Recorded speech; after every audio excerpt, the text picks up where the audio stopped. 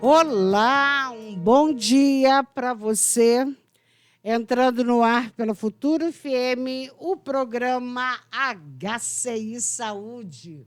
Programa hoje muito especial, que eu vou contar com a presença de dois convidados para lá de ilustre. Mas antes de falar o nome dos meus convidados, eu quero dizer que o programa HCI Saúde é um programa de utilidade pública idealizado por Sebastião Rieira e Dr. Rodolfo Cardoso e tem o objetivo de trazer à comunidade de Itajubá e microrregião temas relacionados à saúde e ao bem-estar com respaldo científico. Já está aqui do meu lado esquerdo Dr. Gaspar Lisboa Neto, médico infectologista e coordenador do Serviço de Controle de Infecção Hospitalar do nosso Hospital de Clínicas. Dr. Gaspar, bom dia. Bom dia, Nilda, bom dia a todos. Prazer estar aqui. Muito obrigada. E do outro lado já está aqui comigo Dr. Esper Calas, professor da Faculdade de Medicina da Universidade de São Paulo e é médico infectologista do Hospital Sírio-Libanês. Dr. Esper Calas, muito obrigada de ter aceitado o convite do hospital para conversar um pouquinho, não só com o povo de Itajubá, mas de todo mundo que nesse momento está ligado aqui na Rádio Futura. Bom dia, doutor Esper. Oi, Nilda, bom dia.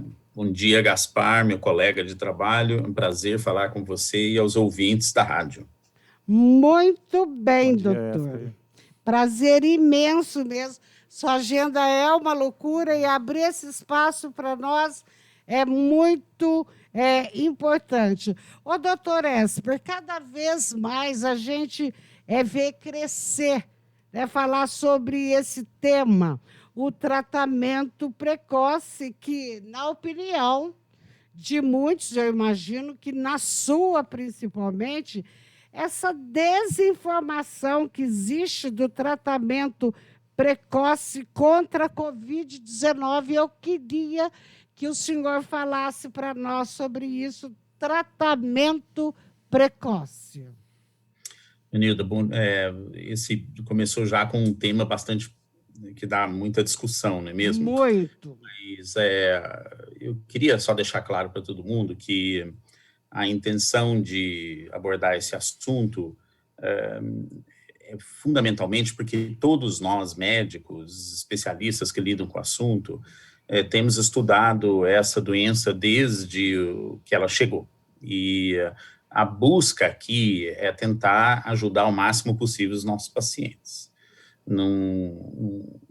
Nós não podemos abrir mão de ficar acompanhando com muita atenção o que vem sendo desenvolvido em pesquisas, evidências ao longo desse ano que está se passando para construir o nosso saber. Estou dizendo isso porque quando a pandemia chegou, a gente não sabia com o que estava lidando. Então, estávamos diante de uma série de evidências que vinham principalmente da Ásia, da China, onde começou a ser desenvolvido, foi identificado o vírus, depois se alastrou para o Oriente Médio, principalmente depois no sul da Ásia Central, que foi o Irã, aí chegou na Itália, espalhou pela Europa, Estados Unidos, chegou no Brasil. Naquela época, a gente não sabia com o que estava lidando no começo, porque os pacientes começavam a chegar muito graves, e a notícia que a gente tinha é que estava se tentando de tudo. Então, as próprias prescrições que vinham da China, depois da Itália, e eu conversei com médicos italianos ainda no meio de fevereiro, quando o vírus ainda não tinha chegado no Brasil, as pessoas estavam tentando de tudo. E em situações como essa, a gente às vezes começa a lançar a mão de artifícios que a gente não conhece. Então, você se baseia mais ou menos da experiência que construiu com doenças semelhantes e vai tentando. Então, lá para trás, eu vi muitas prescrições que tinham vários remédios, tinham inibidores, remédios contra HIV, tinha remédios antivirais contra a gripe, tinha cloroquina, tinha corticoide em alta dose na fase inicial da doença, tinha outras medicações que a gente sequer usa mais. Mas com o tempo, nós vamos começando a acumular informações cada vez mais consistentes e robustas para a gente tomada de decisão. É isso que a gente chama de basear a nossa conduta em evidências. Então, você vai vendo, por exemplo, lá para trás eu prescrevi azitromicina para muita gente, não é mesmo? E aí a gente ia acompanhando, e muito porque os pneumologistas nos davam sugestões que eu acho que era uma boa ideia, porque eles tratavam outras doenças pulmonares com azitromicina de uma forma crônica, diminuindo a inflamação. A gente prescreveu. Aí, para citar esse exemplo especificamente, em novembro saiu um trabalho com 8.000 pessoas, um tanto tomando azitromicina, um tanto não tomando, e o efeito foi igual. E aí você adapta a sua conduta, você vai mudando. Então, é essa medicina que se baseia na construção desse saber ao longo do tempo, é o que vem direcionando o que a gente vem fazendo. Então, vamos falar um pouquinho de tratamento precoce. Uhum. O que é que você quer fazer na hora que você vê um paciente numa fase bem precoce da doença? Você quer inibir a multiplicação do vírus. Por quê? Porque essa fase bem inicial, onde o vírus está multiplicando, no dia que a pessoa começa com sintomas, é quando a quantidade de vírus está mais alta no sangue. No sangue não, na secreção respiratória. No passar dos dias, esse vírus vai diminuindo bastante rápido e vai dando lugar a um gatilho que ele faz de estimular uma resposta inflamatória. Então, começa um processo de ativação muito intensa da inflamação do corpo, que acaba resultando em problemas pulmonares. E a outra coisa que acontece é que começa a aparecer em algumas pessoas uma alteração da capacidade de coagulação. Aí começa a se instalar algumas alterações que a gente chama tromboembólicas, que tecnicamente é a descrição de pequenos trombos que vão parando em alguns segmentos do corpo, mas principalmente outra vez no pulmão. Então, o remédio ideal para o tratamento precoce seria alguma coisa que combatesse a multiplicação do vírus com muita eficácia. Uhum. E, infelizmente, a gente tem poucas opções hoje que estão aparecendo. Então, uma das coisas que a gente tentou lá para trás foi ver se a azitromicina tinha algum efeito nisso, embora seja um antibiótico, a gente viu que não tem. Se tentou também a cloroquina, que tinha um efeito antiviral. Aliás, a cloroquina foi usada como antiviral para tentar tratar HIV, chikungunya, zika, febre amarela, ebola e várias outras doenças no passado, porque, em geral, quando você coloca a cloroquina numa cultura de vírus no laboratório, ela tem algum efeito na redução da multiplicação. E aí, várias famílias de vírus, entendeu? Uhum. Mas em todas essas doenças onde se tentou o uso da cloroquina, não deu certo depois. A gente percebeu que nos estudos clínicos não deu certo. E na Covid-19 não foi diferente. Infelizmente, a quantidade de cloroquina que é preciso teria que ser alta demais, uma quantidade tóxica, e demora pelo menos 1 mês e meio entrar a concentração de cloroquina dentro da célula capaz de inibir o vírus no que a gente gostaria. Mas mais do que isso, ela não foi capaz nem de prevenir a doença em pessoas que tomam cloroquina por outras razões, pacientes com doenças reumatológicas, etc. Então, aos poucos, ela foi abandonada, praticamente no mundo inteiro, foram saindo dos guias, chegou a estar como tentativa de tratamento lá para trás, mas depois saiu. Uma outra medicação que se fala muito hoje em dia é a ivermectina, que é também uma medicação que passou por um efeito parecido, porque ela tem um efeito antiviral, já foi testado contra outros vírus no passado, e lá para maio, teve uma publicação de um trabalho da Universidade de Monash, na Austrália, que mostrou que a ivermectina tinha algum potencial de inibir o vírus em laboratório. Mas o problema é que a concentração que você precisaria dar para atingir aquela mesma quantidade necessária, vista pelo trabalho, tem que ser 10 a 20 mil vezes maior que a gente usa para tratar doenças em humanos. Então, acabou se percebendo que a quantidade que você precisa dar de ivermectina para ter algum efeito é muito alta. E é praticamente muito distante, muito mais alta da dose tóxica da doença. E aí começaram a aparecer, aqui o número de trabalhos é bem menor do que a cloroquina, mas os trabalhos que olharam com rigor para esse tipo de uso não mostraram também benefício. Então, aos poucos, a gente foi percebendo que as opções que a gente tinha esperança de usar lá para trás não se confirmaram como sendo úteis. Agora, o que vem aparecendo, e teve um outro remédio também que apareceu, chamado Remdesivir, um antiviral que foi utilizado principalmente nos primeiros grandes estudos dos Estados Unidos, e aí é de uma grande empresa americana chamada Gilead. Eles começaram a usar o remédio, mas o efeito é muito ruim. A quantidade de benefício que você obtém de uma medicação que é caríssima e de difícil acesso é muito pequena. Então, a gente acabou vendo que, embora lá nos Estados Unidos eles recomendem o uso de Remdesivir para alguns poucos pacientes, não compensa, na minha opinião. Você não consegue reduzir mortalidade com essa medicação. O que está aparecendo agora são alguns remédios que atuam, eles são anticorpos que atuam contra o vírus, que estão ganhando o seu lugar. Então, várias indústrias farmacêuticas, institutos de pesquisa estão testando essas medicações. Eu acho que elas vão chegar e ter um papel no tratamento precoce, até que a gente tenha um antiviral mais potente que seja útil. O doutor Espo, então, resumindo, esse kit não adianta nada a pessoa usar. Depende do kit, mas todos os que eu vi até agora, eles têm problemas de eficácia, né, duvidosa, mas mais do que isso, muitos deles vêm com medicações que podem ser muito danosas na fase inicial. Esse que é o meu grande receio. Algum deles que eu vi começa a dar corticoide bem na fase precoce, e a corticoide na fase precoce aumenta a mortalidade.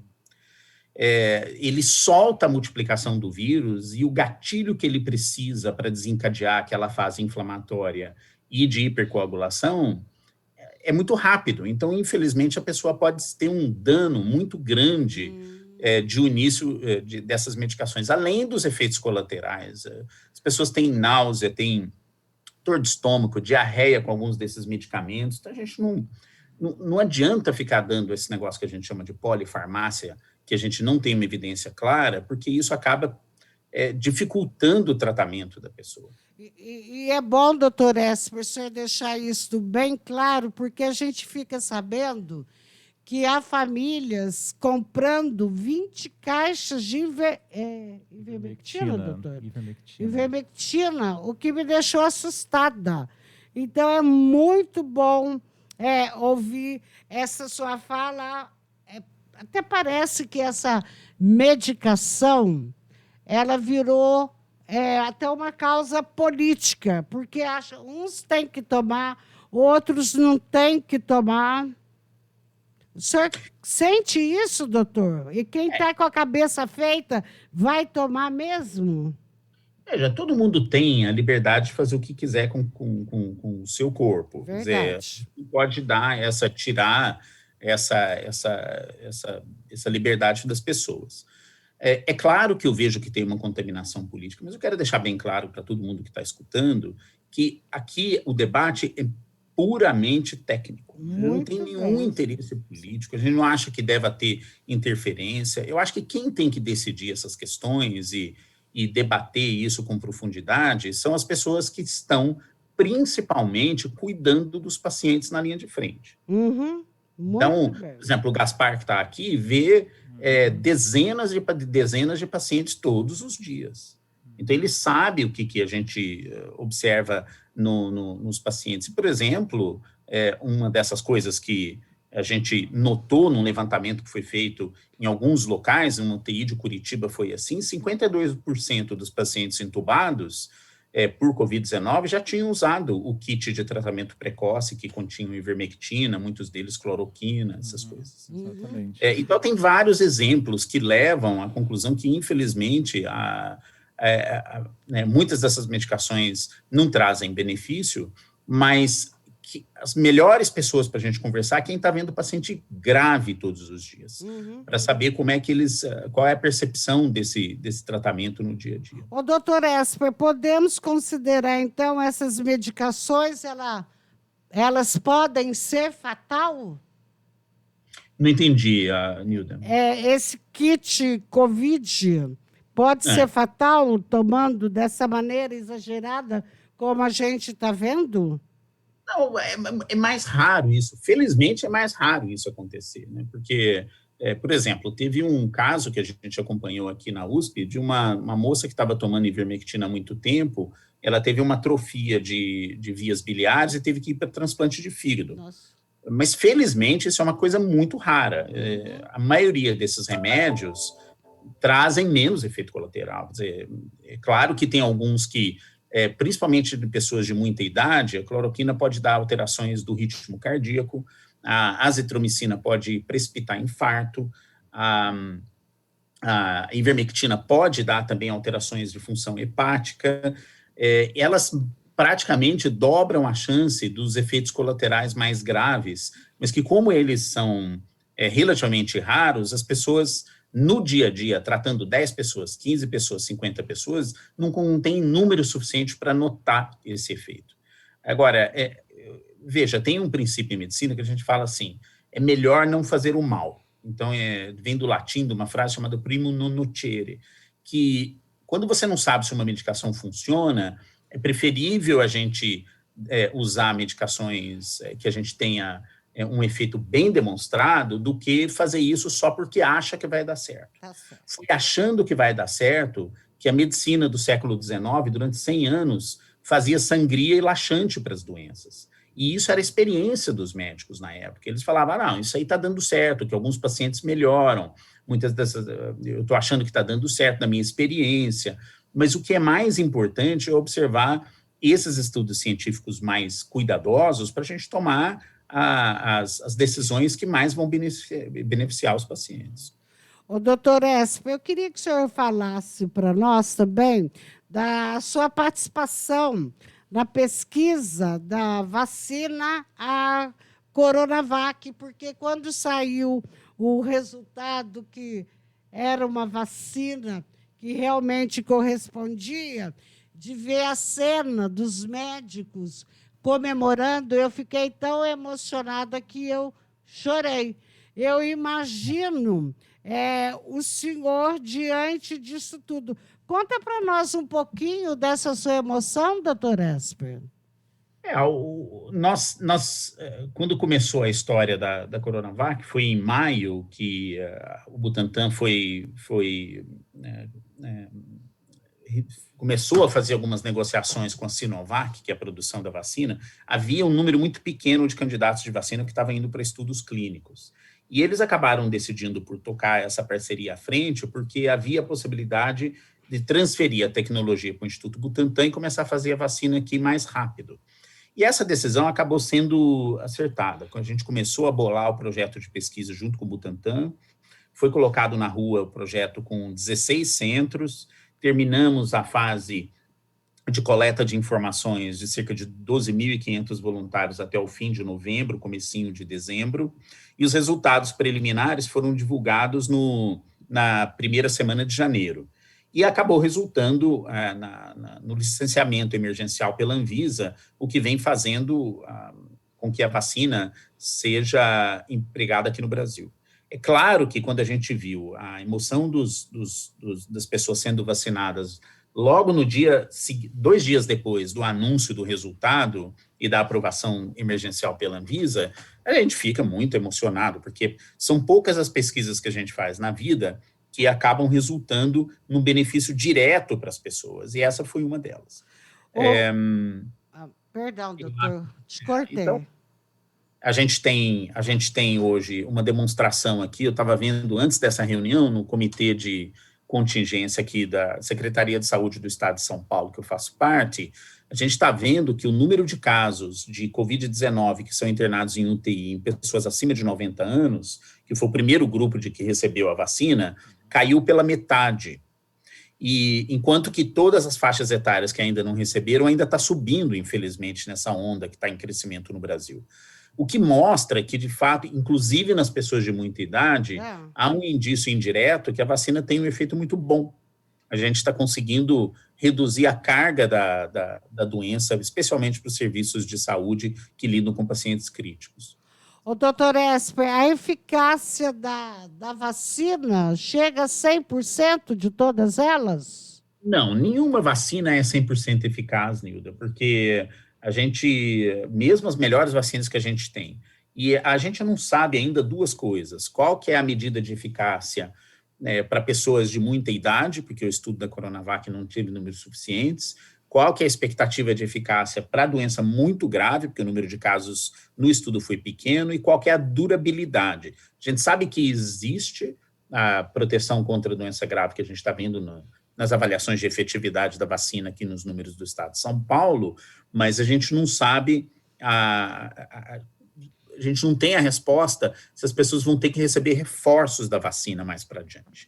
A gente tem feito vários estudos junto com o Butantan para tentar dar essa resposta. Ok. O doutor Esper, outra coisa também, o número de mortes, o senhor que está trabalhando aí diariamente, aí a tendência é aumentar ainda por um longo tempo? Eu torço para que não, viu, Nilda? Mas o problema é que todas as vezes que a gente fez previsão, a gente acabou errando, né? Algumas vezes a gente achava que era um pouco mais, um pouco menos. A gente tem que monitorar, manter o cuidado máximo de distanciamento e medidas de proteção, o que eles fazem de medidas não farmacológicas, que é a coisa que a gente tem para fazer enquanto as vacinas vêm chegando. Porque o número de casos de morte, infelizmente, aumentou muito nesse mês de março. Impressionante. Impressionante, assim, e isso dá uma carga enorme nos serviços de saúde, inclusive no hospital em Itajubá, que eu tive a oportunidade de visitar, junto com o Gaspar, que coloca todo mundo sobrecarregado, entendeu? A quantidade de pessoas, infelizmente, que estava vindo da região aqui, da cidade, da região para o hospital é muito grande, e o pessoal que está trabalhando lá com uma dedicação enorme, que me deu um enorme orgulho de ver os meus colegas aqui de Itajubá fazendo esse trabalho formidável, na beira do limite da exaustão, dão conta de que a gente tem que ter respeito pela transmissão acelerada que tem tido por causa dessa nova onda e manter as medidas de proteção, especialmente das pessoas mais vulneráveis, que são os mais velhos, que têm outras doenças, porque as pessoas que vão precisar de hospital daqui a 2 semanas ainda não pegaram o vírus. Então, a gente precisa tomar esse cuidado. Doutor Esper, o isolamento, o fechamento do comércio é essencial para o combate ao coronavírus? É uma das medidas, viu, Nilda? A gente tem várias delas. Em alguns momentos de piora da pandemia, ele tem que ser considerado, sim. Porque, e veja, eu estou falando isso de uma família que tem comércio na cidade. Verdade. Estamos sofrendo muito com todo esse problema. Mas a gente tem que entender que é um período de enorme sacrifício para todo mundo, que as pessoas estão passando por dificuldades, etc. Mas, veja, muita gente está morrendo. A gente tem que proteger as pessoas de adquirirem o vírus e acabarem ficando doentes. E, infelizmente, um número deles acaba morrendo da doença. Doutor Esper, para a gente encerrar aqui o nosso papo, eu não sei se o doutor Gaspar quer fazer alguma observação, doutor Gaspar. Eu queria primeiro agradecer ao Esper, né, da disponibilidade e de ter esclarecido de forma tão clara, né, a questão do que a gente tem, né, de evidência científica baseada, né, o que a gente faz. Obviamente, o intuito da discussão é realmente trazer informações robustas, né, informações científicas de qualidade, né, para a gente possa embasar a nossa conduta. E, bem como ele falou, né, não trazer mal as pessoas, mas sim, né, tentar ajudar da melhor maneira possível essa doença que, infelizmente, tem se manifestado de maneira cada vez mais grave. Né? A gente tem visto muitos pacientes muito graves entrando no hospital. Né?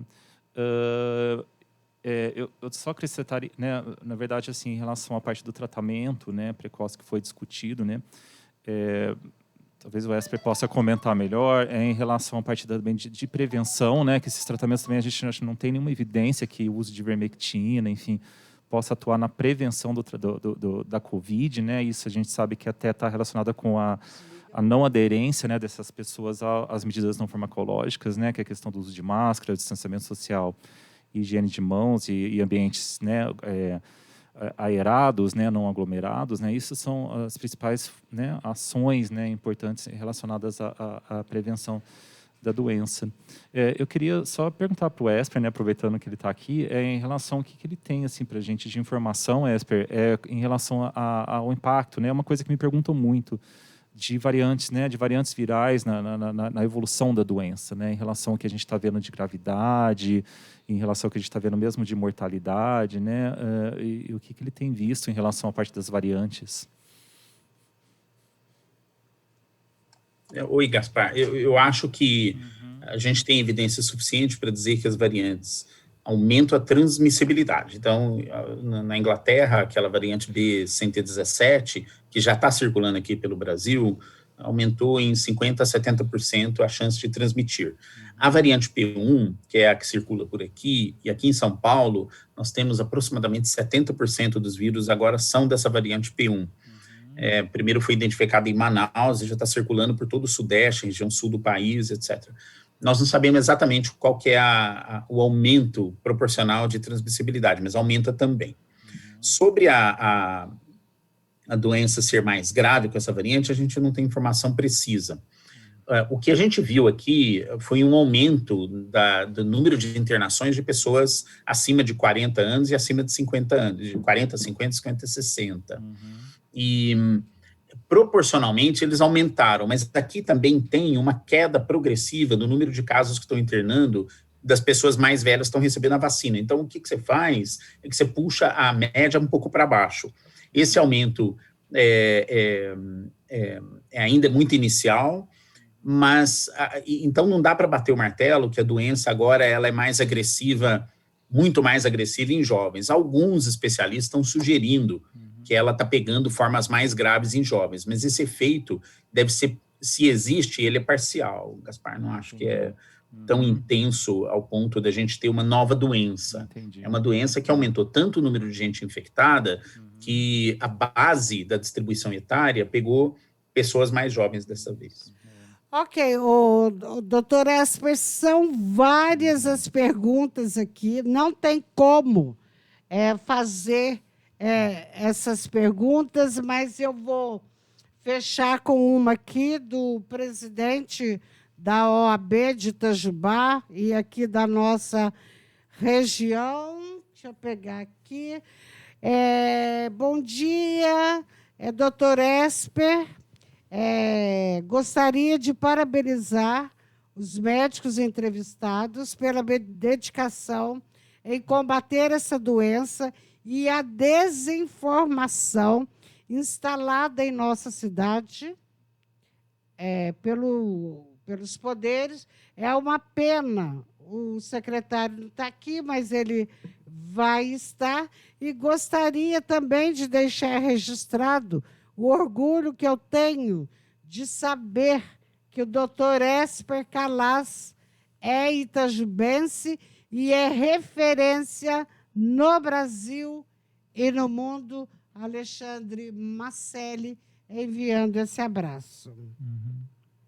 Obrigado pelas palavras. Eu quero dizer o seguinte, fazer um comentário também, que ontem o prefeito, Christian, me ligou, estava junto com o vice-prefeito, secretário da Saúde, e o que eu acho que a gente discutiu bastante isso, que o que a gente precisa agora é dar apoio para a cidade, dar apoio para as instituições de saúde do município, a Santa Casa de Itajubá e o hospital, onde o Gaspar trabalha tão ativamente, porque é tudo que eles precisam para combater essa fase difícil. A gente tem visto, e todo mundo está acompanhando, o aumento no número de casos, o aumento no número de mortes, infelizmente, e eu quero lembrar que quem está atendendo esses pacientes no dia a dia precisa do apoio da nossa comunidade.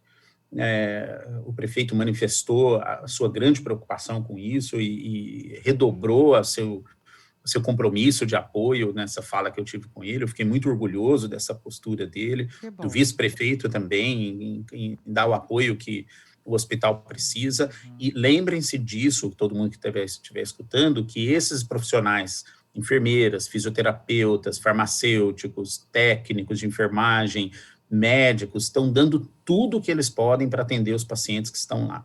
O número é enorme e a sobrecarga é imensa, e o que a gente precisa é dar apoio para as instituições de saúde da cidade. É o que a gente procura fazer aqui o dia a dia, especialmente aqui nos hospitais da região metropolitana de São Paulo, onde a gente trabalha, no Hospital das Clínicas da USP, onde eu tenho minha ligação mais mais direta, de que manter o suporte para esses verdadeiros heróis que estão lá atendendo os pacientes todo dia, é um papel que a sociedade precisa trazer para si e ajudá-los, porque isso vai, consequentemente, ajudar a população da cidade. Muito bem. Então, a única coisa que nós temos hoje de seguro é a vacina. Eu estou sem a voz, sem o retorno do Esper. De seguro, como assim, Nilda?